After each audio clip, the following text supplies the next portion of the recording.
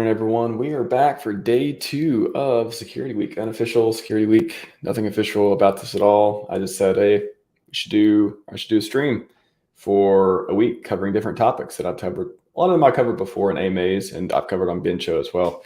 But I thought, yeah, it'd be fun to put this together, a collection, kind of organized different ideas and different ways of thinking about security, and really hope you get something out of it. I feel like yesterday we did hardware wallets and talked a lot about that, and basically, I mean, the way I look at it is, are you a security expert? Do you think you're never going to get hacked, or it's very unlikely, or you have all the safeguards in place for it to happen? Like, what kind of risk profile do you have? What kind of coin collection do you have? Maybe if you have millions of dollars, it's different than a couple $1,000s. Either way, like the hardware wallet thing is like, hey, just in case something bad happens, you don't lose all your money. That's like a simple way to think about hardware wallets. Just to recap from yesterday a little bit. And then we did the demos again, catch those. I've clipped them out. I still need to post them. But Ben did some excellent demos on using both a ledger and a Trezor to interact with PulseChain, do trades, and just how to set those up and the different nuance with that. So that was really cool. Again, hardware wallets, you can use crypto fine without them, but however, it's kind of like you're taking chances, and you better really know what you're doing, and you're probably not the person who really knows what they're doing to use hot wallets a lot. So hardware wallets, maybe one day they'll be standard. Maybe one day it'll be like, oh, it'll be the exception that people are using hot wallets and just MetaMask with password only versus having things protected by 2FA. Again, that's why I look at it. It's like 2FA on your crypto. Hey, if somebody steals your password, or aka, gets on your computer, gets access to it or whatever, they still need that physical device, which approves transactions and generates your keys securely, all that type of stuff. So, excuse me, say hi to the chat real quick before we get into it. Chad Donnerswans. Boom. The Chad is here. He's looking to get a couple brain pumps in with us today. Appreciate that, man. Good to see you. DJ Bomber, man like RHMax. I like that. I do consider myself a man. And all those attributes come with it. Try to keep it real. Try to keep it polite, honest, but also real as well. Ben Dubard's in the back room. He's coming in right about now. Welcome back to the show, Ben. Yeah, what's up? Doing good, man. It's doing good. I think this is probably going to be one of my favorite topics to cover. I think it's the least understood too, and I think there's a ton of content that both of us can provide here of just around simple things and just a little bit of nuance around how these things actually work to give you the most ROI, the most bang for buck. Like, what should people actually focus on? That's what I want to get to today. So right off the bat, I want to talk about the clicking on links and why you shouldn't do it. And actually, I'll put it on the screen too. Ben shared this last night, which actually fits pretty well into the conversation, which is about K4K had a tweet about, scammers can now hide links in the Discord text. Watch out for hidden links. So you see one here that shows, it looks like OpenSea.io.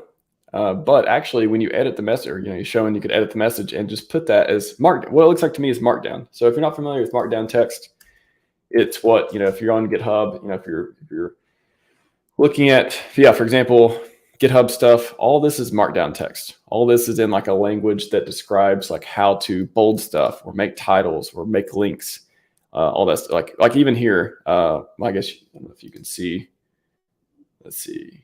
Yeah, I don't know if you can see me highlighting or not, but underneath this isn't visitlivepagehere.com. This is metamask.github.io/vault-decryptor. So Markdown, again, it's just this, it's a language for formatting text. And apparently Discord can use that. I'm sure other stuff can use it as well. And so the point here is, when you're looking at text, even if you see it, if it's, I guess one way to do this is, instead of just looking at it and thinking that's what it is, OpenSea, you could right click and then copy and see what it actually is. So for example, again, back on, let's see, where was I? Oh yeah, over here. So yeah, this one. So for here, I can right click and copy the link on Visit Live page here. And actually that goes to this page. So again, that could say OpenSea, that could say anything else, and it wouldn't be exactly what it looks like, because it's not text exactly. It's like rich text. It's this formatted Markdown text. So that's something that you got to look out for.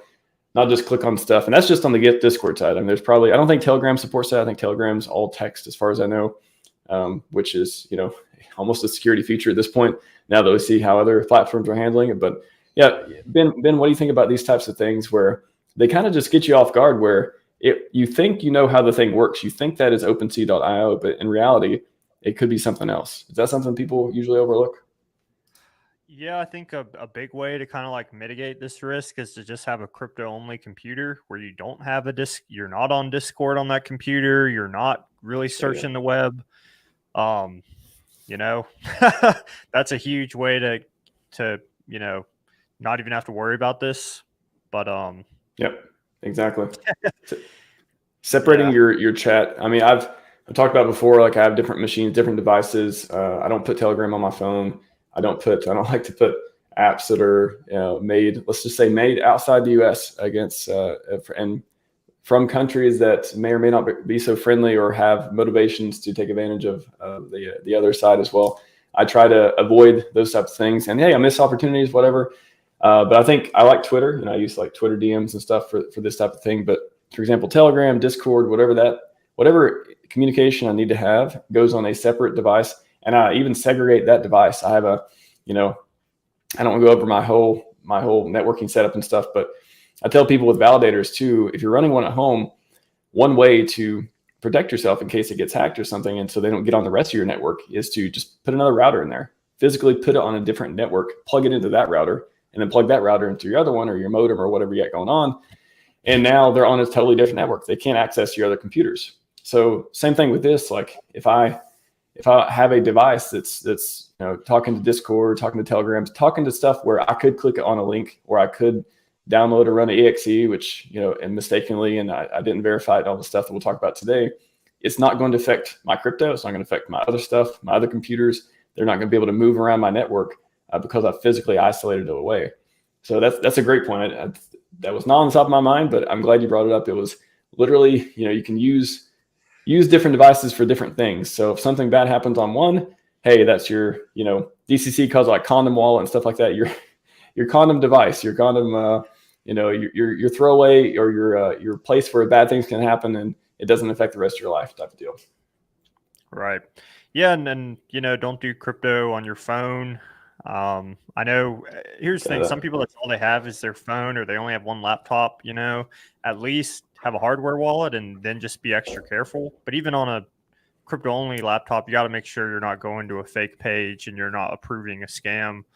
Because I guess a lot of times I see, in the bull, there'd be like articles and it'd be like NFT influencer with 400,000 followers, just got hacked for 10 million. And it's like, he just had a normal MetaMask without a hardware wallet.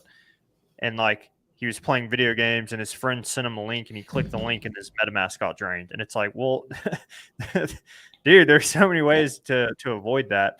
So if you are one of those people, you have one computer, at least have a hardware wallet and then just be extra careful. I mean, I don't know. What do you think? I like that. Like if you're a person with one computer, get another computer. It's like the easiest, straightforward way I can say it is like have more than one thing that you can use one to experiment and do stuff and download or whatever you want, and then have another where it's like, hey, I only use this, with my hardware wallet, or I keep it offline, or I use different browsers or whatever it is. So yeah, honestly, I think that's the easiest, straightforward thing I could say is like if you have one computer for all your things and you're into crypto, the easiest thing is get another computer and then do all your messy stuff on the other one and leave your crypto one alone.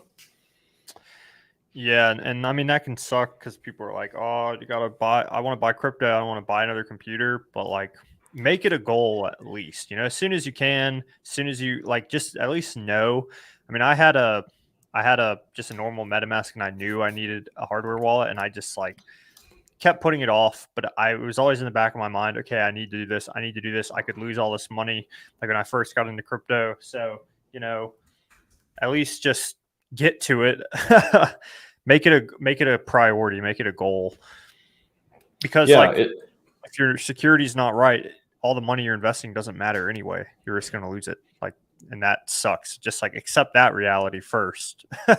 Yeah. I think it goes back to fundamentals. Like if you are not trying to be a thousandaire, and you believe, you know, your crypto investments, you want to hang on to them for a long time, you think they're going to go up in value.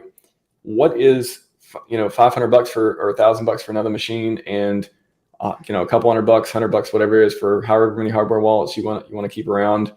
Like, what is the difference? You need to buy a router to segregate your network, like $50. You know, what is the problem with spending, if you think you're going to have, you know, thousands or hundreds of thousands or tens of thousands of dollars? Like, to me, it makes sense to prepare yourself to, okay, make a little bit of upfront investment and go out and take care of the basics before you get into something and then panic because you realize you're not as secure as you thought you were. So I just want to cover this too. I have a couple blogs I've shared a million times with people about, that go over smart contracts and security and how to stay safe in many different ways. So I'll be referencing them throughout the week and throughout the different conversations where they're relevant. But another one to look out for on the links is, Ben, you were talking about looking at, you know, going to a scam website or otherwise, but there are ways to make URLs not look not look the way you thought they were, not be the thing you thought they were. So for example, uniswap.org, they may replace it, like the I's with L's and the lowercase and different examples and Cyrillic characters and stuff like that. And different browsers react differently. And, you know, there's some security features that try to detect it, but in general, be super careful and always look to see the different shields. If you're getting, like, you know, don't just click through. That's like another one of the easiest things. If you see this page is not secure, are you sure you know what you're doing? All that stuff. Don't just because you know how to continue doesn't mean you should continue. Like, that can be a warning sign of something. You're not talking to the website you think you are. So think twice before just, hey, I know how to go through it anyways. Yeah, that's fine. But like, when you're doing something with crypto and you got your wallet unlocked and stuff, that's the time to pay extra attention to it for sure. So there's all kinds of different tricks that can get you with that. So don't double check your URLs, and double check to see if you got the green or red or if all the page errors as well. I wanted to go through, talk to the chat real quick. Yeah, RG3's here. Shout out to RG3 and the PulseChain tour. They are awesome, doing a lot of great work going around. Are you going to one of them, Ben? I don't know. I just don't know if I can. Okay. Are they going to your part of the country? They're going to be in North Carolina soon, I think. Closest one is 3 hours away. So yeah, I don't know. Okay. Ben is interested, however, uncommittal at this point, but he may be going at some point. But yeah, PulseChain tour. If they're coming to your area, go to pulsechaintour.com, check the schedule. PulseX, hey, $1,000 still buys me a good week in Vegas. Might be at the Golden Nugget. Yeah. Yep. That's hey, if that's what people aspire to, that's totally fine too. But I think Hex in our community gives us more options. Whether or not you catch at the top or bottom or otherwise and take advantage of it's another thing entirely. But yeah, what's up, Bright Light? You know, I said this yesterday, but you know, make sure URLs are correct. Make sure all this stuff is right. Like, don't do this crypto stuff if you're like drunk or inebriated or even tired. Like, you know, you just took your nighttime meds or whatever and you're drowsy. I wouldn't, you know, I'd make sure you're mentally in a good place too, to prepare to be on alert. So you're not just like, oh, let me just go send, sign, do stuff. Wait a minute. Wait, what just happened? And you're so tired, you don't even know what you just did. And then it's just full on panic attack. Oh my God. So, you know. Yeah. No, don't look at charts after 9 p.m., 8 p.m., something like that. Just in general, not to even say you don't even think that's literally a strategy I use in general. Is I like turn off the devices. You know, I may watch TV or something, but I don't really like to look at stuff. I don't like to pay attention. I want anyone pinging me. I turn all that stuff off so I can get a restful night, and that could help you from not trading and clicking through stuff as well for sure. Yeah. I wanted to cover VirusTotal. So this is something that, again, no one I never hear anyone talking about, but it's one of the pivotal websites for making it easy to determine if something is good or bad on the internet. It really is like the easiest explanation I can give. So if you download exe, download whatever file, whatever you think you need to run, before you run it on your computer, before you run it on that other computer that doesn't have your crypto on it, for example, you can go to VirusTotal and just drag and drop it here. and it will basically scan it with like 80 or 90 different antiviruses, and it will tell you if any of them or if anyone has. It's kind of like crowdsourced intelligence for viruses. It uses the scanners, the heuristics, but also says, "Oh, has anyone reported this? Has anyone reported the hash as being malicious of the file?" You can also use it for URLs. So literally, you can type in. I'm just going to do hex.com, see what it says. Hopefully, they didn't gatekeep us. Okay, good. I was like, I'm always expecting something bad to happen when during this time period, but no, we're all good. It looks like hex.com, not malicious. Thankfully, they haven't been bought by the corrupt people. So you can do that. You can type in, I don't know, like what's a clearly, what would be like a, I don't know. You know, any malicious URLs I can type in here to test bin? That's a hard question. I mean, that one could actually be legit. I'm not sure, but I don't know. what is the one they used? The bridge, didn't they mess up the bridge one the other day? Try type in hex.com and see if there's any ads before it, and you could use one of those websites. Any ad? Okay, okay. Like if you type in PulseChain or Hex or any crypto, see if an ad will pop up before, and then we could use the ad page. It's like, okay, that didn't work. Sometimes there is ads, sometimes there isn't. I think I have the ad blocker turned on. Damn it! The one time I need ads, I know. Here, I'll try. Let me see if I can do it on a browser. I'll just try to turn. Yeah, see if try to turn one of these into an L2 just to see if people actually got it.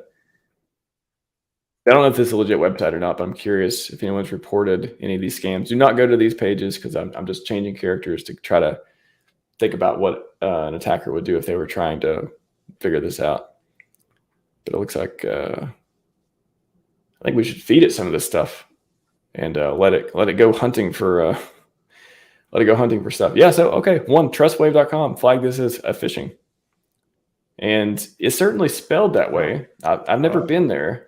But for example, yeah, okay, this is a great case study. So everyone, if you come across a link that looks weird and you're not sure if it's correct or not, VirusTotal.com, type it in and it will scan all these different ones.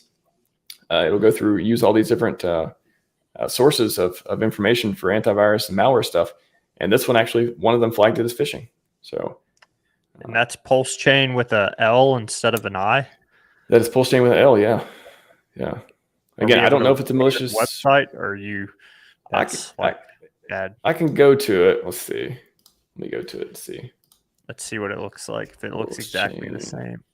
I mean, it could not be like it could not be a actual malicious website, but just they may just be looking at, okay, we know PulseChain is legit, but we know this could be a typo that someone's trying to use. So yeah, this doesn't even look like a website. It's just a domain landing page. So even if it's not a website, they're even detecting it as, hey, that's a common way to try to trick people. That's cool. So, nice. Yeah, very useful. That is a good tool. Hex. Someone said try hex.io or hex.xyz. That's good. That's smart. Hex.io seems clean. Hex.xyz. Suspicious. Suspicious. Well, yeah. There's got to be like a. What's that? The one scam on Twitter is always like Hex Crypto, and it's always misspelled like crazy. Hexairdrop.com or something. I don't know. Yeah, I'm just trying a couple to see. Kind of fun. It's not been reported at least. Yeah, and this is not like, oh wow, reg.ru. Interesting. So somebody from, again, I'm not saying Russians are bad or anything, but a lot of people operating in that part of the world tend to be very good at computers. I'll say that. And but yeah, no. Shout out to all our awesome Russians. We got some. I'm sure there's some definitely some good ones out there. Russian Hexkins, we love you for sure. Anyways, yeah. So that's a place you can do URLs. You can do file. I mean, what I used it for all the time, especially back in 2017. I'm downloading, going through the shitcoin of the week. I'm downloading the wallets, and I'm like holding my breath that this is not malicious. I'll put the wallet in here. Then you get all the fights on bitcointalk.org of like, oh no, but it's reporting malicious. It's actually wrong. There's nothing wrong with it. And then people actually I've heard of people getting their crypto just wiped off. I've heard of like famous people it happening to. They downloaded a wallet. They're like, oh, it's a new project. I'm going to go stake some coins or run the miner or just run the wallet just to communicate with it, because it's not, Ethereum, it's its own chain or whatever, and they lose all their money, and they literally have to start over again. So it's one thing is isolating it. Another thing, even back then, I was running a lot of them in virtual machines. So I'd have a bunch of wallets of different coins or whatever, and then I would have they on separate virtual machines. So at least they'll have maybe like 10 wallets on one, different coins and stuff, 10 wallets on another. So I kind of I can't have 10 VMs. I can't have a VM for each one. So I kind of just took the risk of if one gets compromised, then it sucks, and they take the other coins, but kind of spread out the risk like that. So you can create multiple virtual machines to run these things on. You can use snapshots to replay it. So nothing you do on one, you can just rewind it like it never happened, and you can start fresh. There's a lot of techniques. I've talked about virtual machines before too. They're super helpful. And you can also search. So you can search for, you can search for PulseChain. And, well, I didn't turn out anything. Let's see, PulseChain. You can search for different people reporting stuff. URL. Oh, I need to actually type. I'll do the ln.com. Yeah, and so other people who have ran checks, they did stuff before, it may have more information. Sometimes people post notes about it and stuff too. So VirusTotal, a really good place to check files and check URLs and search for information on stuff before you run it, even on a virtual machine, so you don't have to deal with that mess too. So nice. Yeah, that is there's so many different ways too. So not clicking on links again. Okay, so just on the links part, we'll wrap up on tie that bow. So if you're on Telegram, you're on Discord and all this stuff, Ben, other than clicking on the link, what are some ways, how would you tell, before you click on a link, do you DM the person and say, hey, is this really you on another platform? How do you verify these types of things? I don't know. If some random person sends me a link, I'm definitely not going to click on it, Well, what if it's it looks like a founder? What if it's a fake account from Alex from Hedron, or it's a fake Richard Hart, stuff? I would assume that they would never message me in the first place. So, if one of them randomly sent me a link out of the blue, I just ignore it. But if they were how's crypto treating you, Ben? What? I've seen that one a million times. How your bag's coming? From fake Richard Hart ones and stuff. I'm like, oh, really? Not even how he would even start the conversation. I'm pretty sure. There's a way to turn off people in the same group. Like if you're in a group chat with people on Telegram, you can make it so they can't message you. Did you know that? Yeah, so that's something I've been dealing with too. Okay, so I do this thing where every day, I think just about every day when I look at Telegram, I don't look at Telegram very often, but let's say every 2 days I open it up, I got at least one message, sometimes 2 or 3 messages from random people saying, hey, or hey, Max, or how's it going? And it's usually a picture of a hot girl or something. It's just some person, and I don't know who they are, and I always delete the message. I delete for both of us. That's another thing I do. So I'm not even on their list anymore. If they are a scammer, I'm not on their list. But I do that because, so on Twitter, I have my DMs private, so we have to be following each other. So people can't mess me on there unless we're already following. But on Telegram, I leave it open just in case there's people who, I tell people, hey, if I don't know them very well, just send me a message on Telegram. I'll get back to it when I can. So that's the struggle too, is how do you have open DMs on Telegram and not get the scammers doing it all the time? That's something that I've dealt with too. I do it more on Twitter. I think it's easier to verify someone's real on Twitter than Telegram. And if someone messages you on Telegram, it's be like, hey man, hit me up on your official Twitter so I know it's actually you. You're gonna lose the opportunity. You just lost it. Not cool. Yeah, let me see. Or if they say something that it has to be them. So you're like, oh, well, a scammer wouldn't say that. There's some stuff you would just know. Well, if they start the conversation with how can I invest in crypto without incurring much loss, which is every other comment on YouTube. If they say something like that, that's a tell. But what I do is when somebody messages me that on Telegram, for example, and they look like somebody I know, but I'm not sure. And some of them look really good. I had an imposter, Alex from Hedron Imposter, a few months ago that I almost clicked on the link. I might have clicked on the link just to check it out. And it was a very convincing message. but then I was like, no, this can't be it. So even like a vigilant security professional person, like even me, he had me going. And then but luckily they put the blue check mark stuff on Telegram, which is another great thing to do, but not everyone has it, so there's that. But what I do is, if I'm not sure, I say, hey, send me a message on Twitter, because if I have them on Twitter and I know them that well, then we're probably following each other, and the chances of them having two fake accounts that look enough that I can't, on Twitter, if somebody fake messages, send you a message and you click on the profile, it's different than Telegram. On Twitter, I usually know what the avatar looks like. I don't know if I know how many followers and stuff they have, but I know like their posts and I kind of get a vibe from it. It's much harder to do that on Telegram, but both are kind of hard to do. So anyways, what I normally do is if they're trying to impersonate someone, I say, hey, send me a message send me a DM on Twitter real quick. And if they don't respond or whatever, then I just like block and delete message for both of us and all that stuff. Yeah, like at the end of the day, if someone important it really needs to get to you and you block them on Telegram, there's like so many other ways they could get to you. They could come comment on your YouTube. They could DM you on Twitter, tag you on Twitter, contact someone who does have direct contact with you that they know. Be like, hey, like RHMax blocked me. Tell them that was actually me, please. Like, oh, okay, I will. Like, there's so many ways that a legitimate person could like get in contact with you. I say correct me if I'm wrong, like breaking it down real simply, the three primary ways a scammer tries to get your crypto. They try to trick you into giving them your seed phrase. They convince you to send them your crypto, or they trick you into connecting your wallet to a contract that will drain your funds into the hacker's wallet. So that's like and there's like all different ways that they do that, but those are like the three main ways that a scammer is going to try and get your crypto. Like, and they normally do that through DMs, right? Either DMs or fake websites. Yeah, or like fake ads, like impersonating famous people, I guess. So yeah, impersonation. Again, there could be some really good impersonators out there. So just watch out. Maybe ask them. Ask somebody else: is this person legit? Look for a blue check mark. Ask them to DM you on a different platform.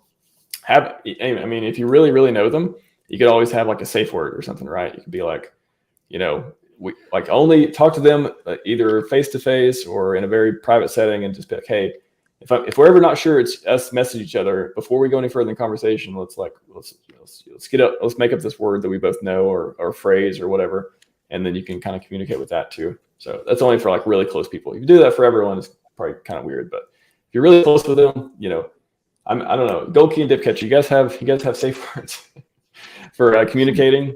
Like I imagine people try to impersonate one of you for the other sometimes, and I don't know. I'd be curious if like really close people like that have the different ways to identify, is this really you or not? I think it's important, especially if you're working on projects and all that stuff. Before we get into, I just want to cover Hashcat for a minute to give you all an update on that from yesterday's conversation. But probably I've asked scammers that messaged me like fake Alex question. I've learned from the stream the person did not receive an answer valid or not. Yeah, that's true. 99% of the time. I mean, you got to imagine it's like some scammer who's managing probably like 50 or 100 different messages, and they're just looking and they're just kind of like bouncing around everywhere. Or it's a bot, then yeah, so you can more easily detect it too. But if it's a real person, even they can get exhausted, I imagine. And even they can mess up and forget where they left off in the conversation. But the thing with the Alex imposter too, that was very, very tricky. They messaged me very innocently. It's like, hey, I hope everything's going well. Thanks for doing this. I think they mentioned something I did or said or otherwise. And then they didn't ask for anything.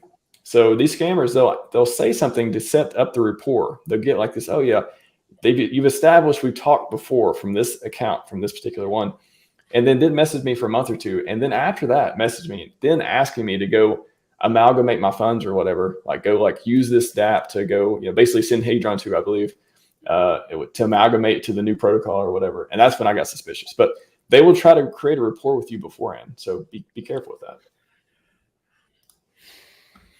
So Hashcat, want to give a quick update on that before we go on.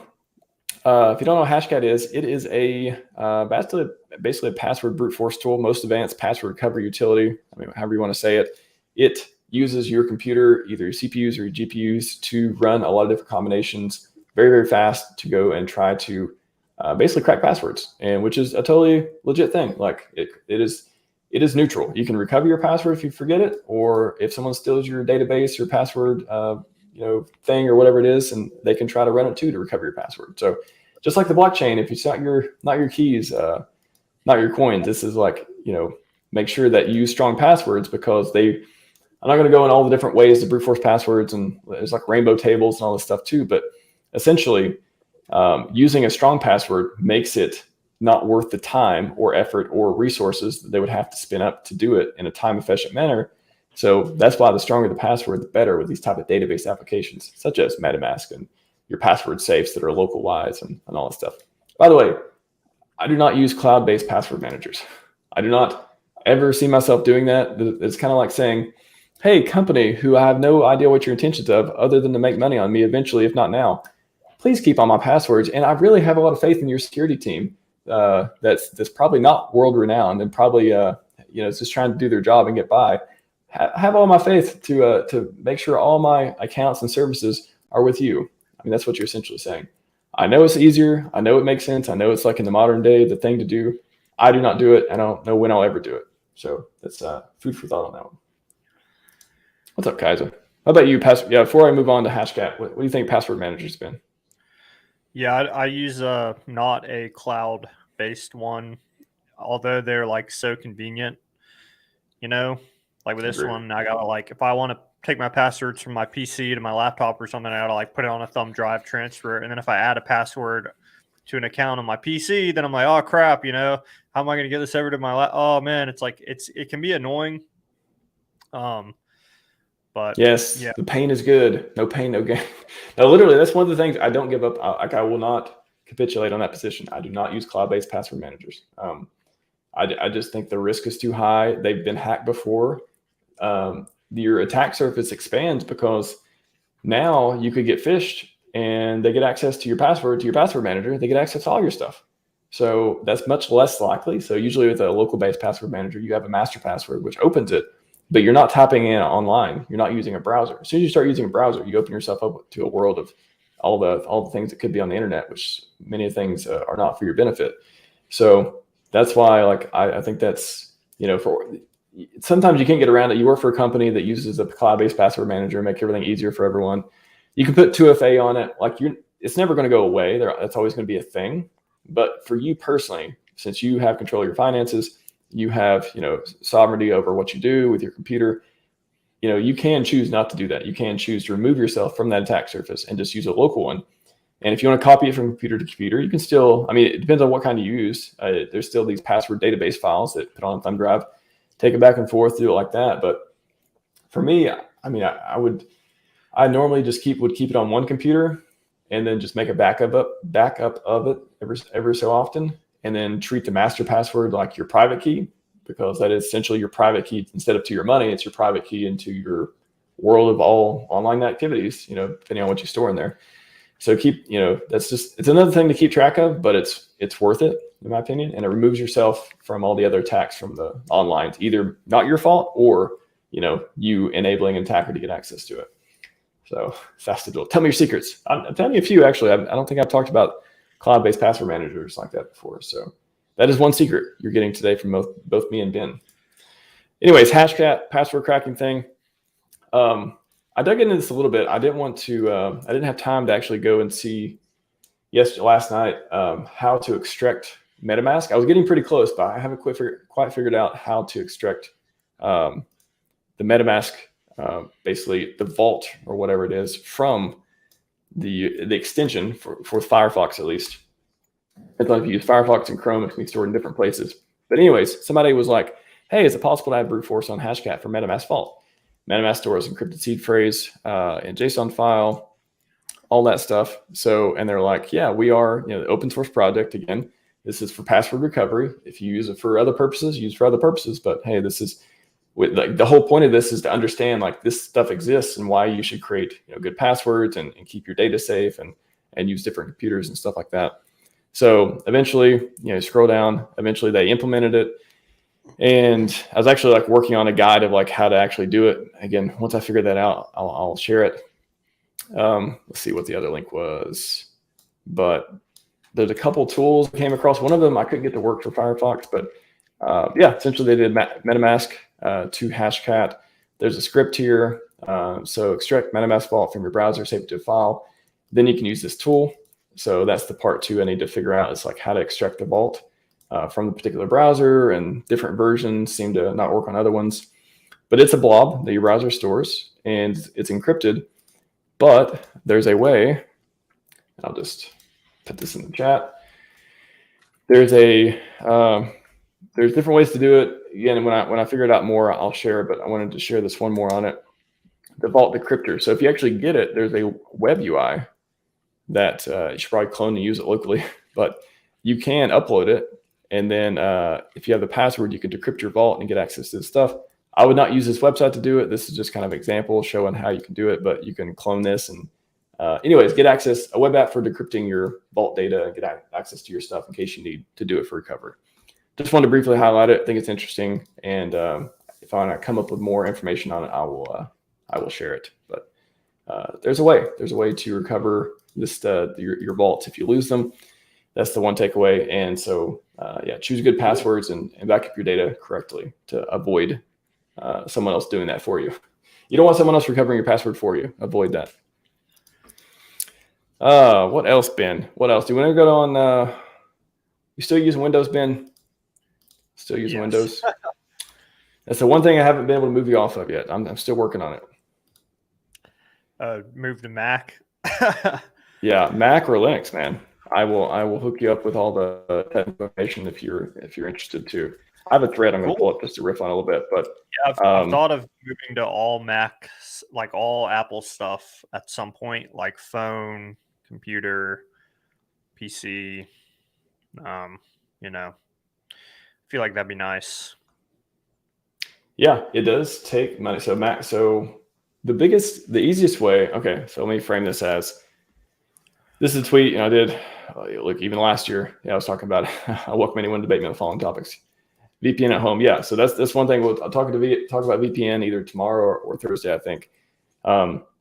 Actually, these are pretty good points just to kind of go over too while I get into Windows, and I'll talk about Windows and Mac and stuff more throughout the week. I have a whole separate one on that, Android, iOS too. But the point of this, these are the 3 points that I think are the secret sauce of, and are kind of the fundamentals of the way I think about security, especially at home for the crypto user, otherwise outside of hardware wallet stuff. So VPN does prevent security attacks. It's more for privacy. Again, I'll talk about that later in the week. We can debate about that. We can talk about that, all that stuff. But I think I have some super strong points on that. Again, you guys tune in later on to hear the full discussion. The browser is your weakest link, not your IP address. So 20 years ago, your IP address, somebody got it, might be able to get access to it. Nowadays, you're behind a NAT, you're behind this firewall type of abstraction away from stuff. So your browser and getting exploited there, whether it's your extensions or whether it's getting phished or whether it's just out-of-date browser and a 0-day hitting it, or an exploit that's known, but you haven't updated your browser for a while. That is much more important to do, keeping your browser up to date, than hiding your IP address. And I have all kinds of points behind that. Let me know if you are interested in the chat or otherwise to know. And then again, on the Windows versus Mac versus Linux, 99%, and I have stats on this too. Not this particular one, but I've asked people, did they use Linux or Mac or Windows or something else for their crypto? I have a whole poll that I'm going to show later on in the week when I go more in depth on it. But I'm, again, just estimating 99% of malware attacks Windows, leaving Mac users alone, Linux users alone, your iOS, your mobile stuff. So essentially, I talk about using Windows like you're driving down the bad street.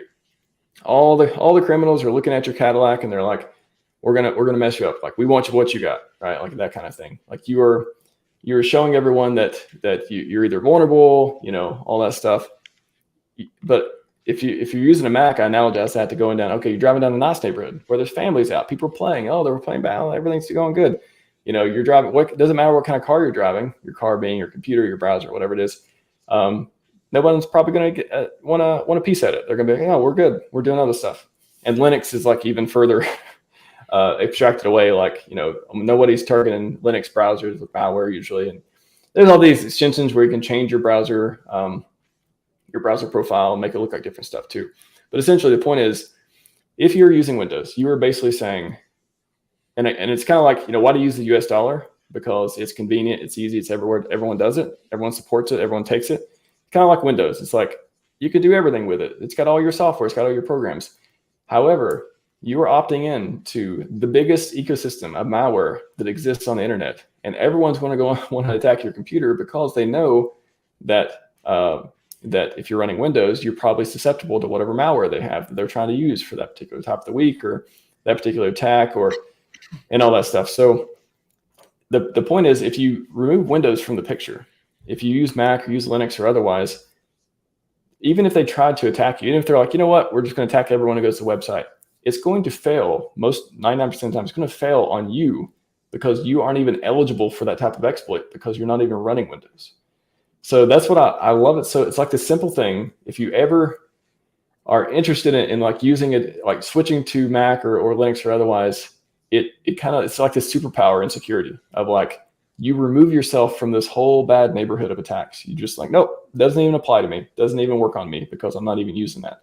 Now, it doesn't fix phishing. It doesn't fix like clicking on links. I mean, it does help click on links. If you click on a link that has an exploit for Windows, which wouldn't be you, then it's not going to work on you. But it doesn't fix your giving keys to other people, but it does protect you against all the exploits that are out there because they're targeting they're phishing. Like they're literally thinking about they're throwing a fishing line out, and all the fish are like coming up and eating the bait because on Windows.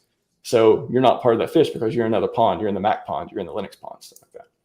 So a virtual machine can help. If you're going to use Mac, you can use a virtual machine to use your Windows app. There's all kinds of ways to make it more comfortable. But just know, if you're using Windows, you are exposing yourself to all the malware that's out there just about. And like 1% is for Mac and Linux. And because it's like one of those, because everyone's doing it, they target those the most. So you can just luckily opt out of that system right now. Now, if everyone starts using Mac, then they're going to start writing Mac malware, and then it's going to be safer to use Windows. But I don't see that happening anytime soon. Your thoughts, Mr. Dubard? What have you seen? I know you still use Windows, it sounds like, but do you use virtual machines? By the way, somebody has a question.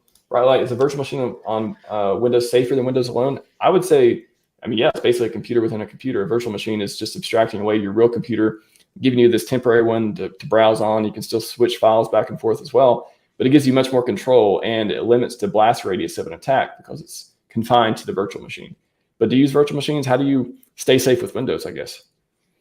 I just don't really do much sketchy stuff. I keep my crypto on its own laptop. I never click any kind of link there. When I go there, it's like all business. I got my bookmarked websites. Even on my desktop I use for streaming, like I don't really do anything weird.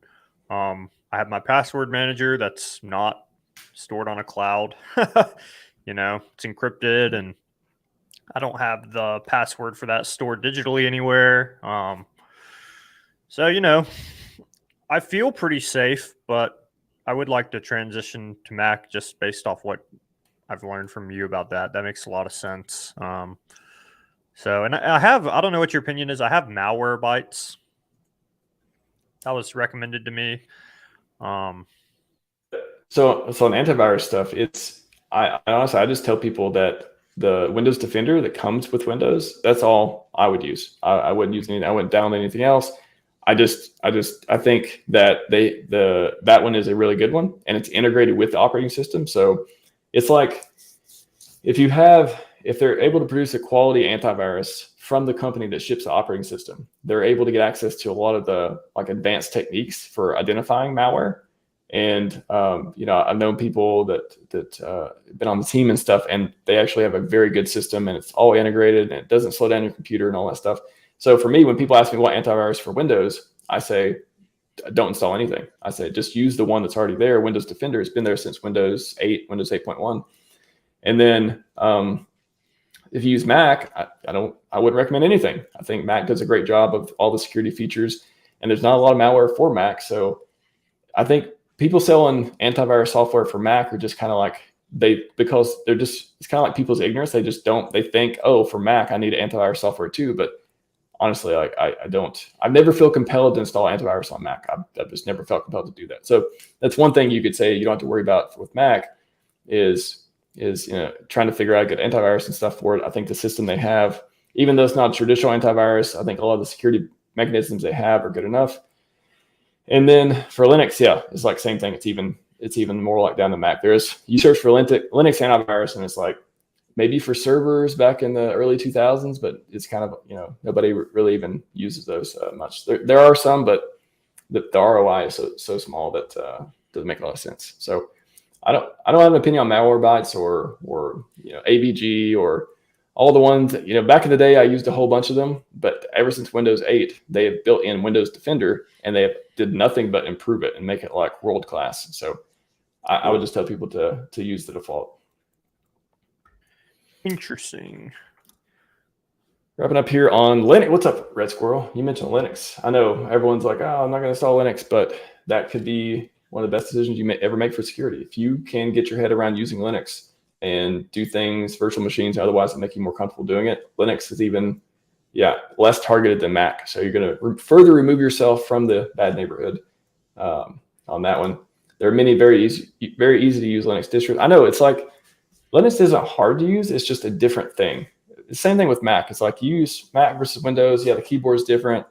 There's all kinds of programs that make it more comfortable to make the transition easier, but you really just got to want to do it. You're just not going to do it unless you just, like, unfortunately, if something bad happens, you get hacked or your computer dies, you want to try something new, you want to buy a Mac or otherwise. Usually it needs to be some big event to make people go through the time and effort to like get used to a different operating system. But good news is there's so many people who've already did it before. There's all these different things that already work there. And there's all these transition layers and virtual machines you can use to make it easier too. So Red Squirrel like Zorin. I've not tried Zorin. I think Ubuntu is one that's really, really popular. Fedora. I've not tried Zorin, but apparently I'm not up to date with like the ones that make it super easy for people. I've just been using the same ones for years and years. So that's what I usually stick with. Gonto Ajit, but how times have changed these days. Instances of Mac viruses are steadily increasing today's crypto hackers. Yeah, so just to be clear, there is malware for Mac. It is just a fraction of what there is for Windows. And Macs, there's a lot of security features, a lot of browsing features, a lot of operating system features that are actually, frankly, they're annoying and getting away to me sometimes. I'll download something and it's like, I can't run it because it's not part of the approved list. And I have to like right click and open a bunch of annoying things, but actually for the average person, they actually help them not run malicious programs and stuff too. So I have no doubt they're increasing as the Macs are becoming more popular these days, and a lot of people are buying them and using them because they're trying to get away from Windows for one reason or another. But yeah, it is a fraction of Windows. So I think I wouldn't worry about that part. And again, I don't think I've ever installed an antivirus on Mac. So that's how much faith I have in their security, their reputation on that side. 151, been great to see you here again. What's up, 151? Okay, yeah, Zorin.com if anyone's interested in that. I'm sure Wet Squirrel knows what's up on Zorin Linux. I have to check it out myself sometime. Ubuntu or Kali, which one do you think is best? Kali is more for like doing security stuff and pen testing, and like if you're working at a job doing security, you may be using Kali if that's part of the thing you do. But if you're not a security person, you're not using it for work. Kali is just, I guess, for fun. You could use it on your own network and stuff. But Ubuntu is what if anyone's looking for Linux distribution to try, Ubuntu is by far the cleanest, most supported, most like stable, commodity wise. They got all the features. They try to, they even have some cloud integration stuff. You want to turn that on. It's trying to be like the closest thing to Windows without being Windows and not having all the junk that you get on that side, but still being Linux. So yeah, I would recommend Ubuntu to anyone.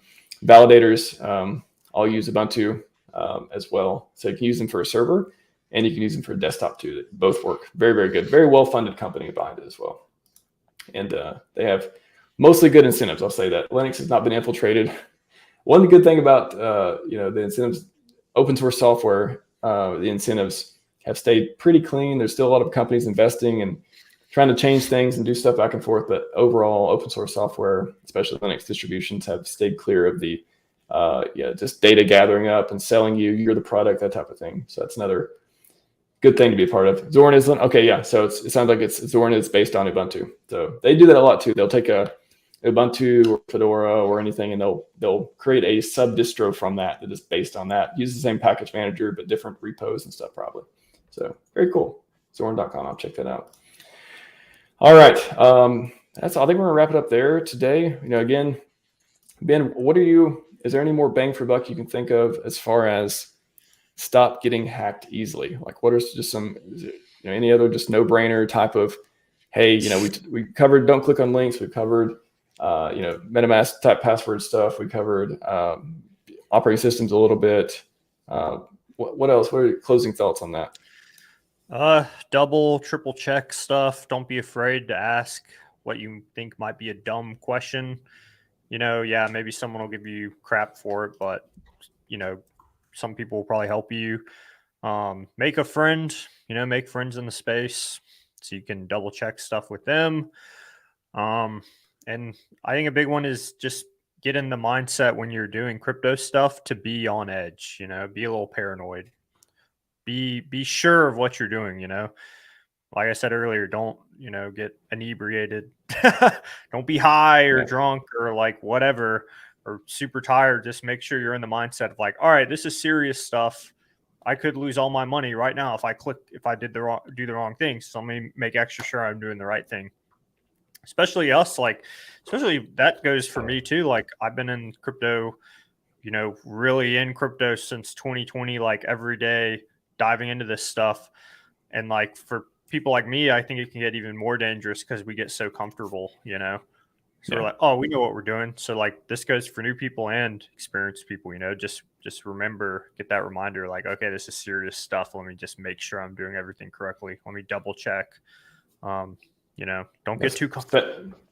Especially dApps and stuff. Yeah, it could be. I like the bookmarks. You always bring that up. You're one of the few people who talk about that too. Bookmarking sites, and don't click on links. Don't go to Google for them. Just click on your bookmark because that's the site. That's already been proven. You already went through that.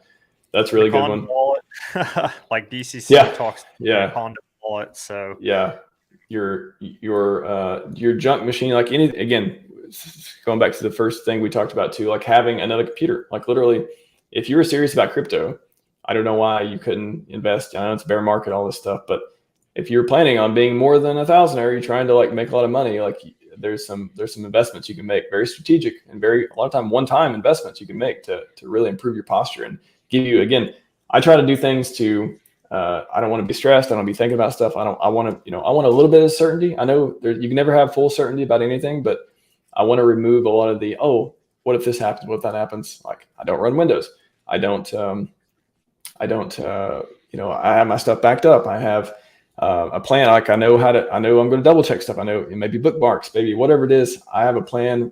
Somebody DMs me. Oh, well, send me, 2FA, send me another message on another platform. Like make sure it's who you're talking to. So it's not about having maximum security. It's about, stop letting these easy, simple things like, cost you money. Like these upfront investments, having a playground machine versus your serious crypto machine, I think it's well worth it. So, definitely. That's all we got today. Ben, I love your monkey picture, monkey JPEG in the background.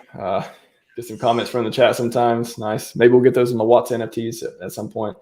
And we'll be back tomorrow. Let's see. I don't know what's going on tomorrow. There's let's see. Is it VPNs? Let me check real quick. Let's check. Tomorrow. Yeah, tomorrow is privacy VPNs, proxy servers, and Tor. Yeah, that should be a good conversation as well. And then we got day 4, apps, phones, Mac, Linux, Windows, which I'll go more in depth about operating system stuff.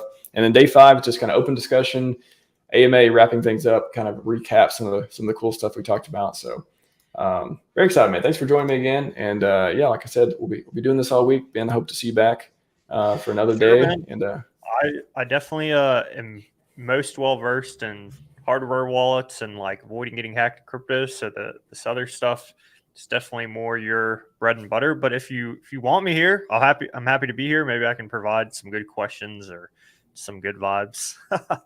Yeah, man. You do both of them for sure. Nothing else. All right, everyone. Scivive and 5555. We are out.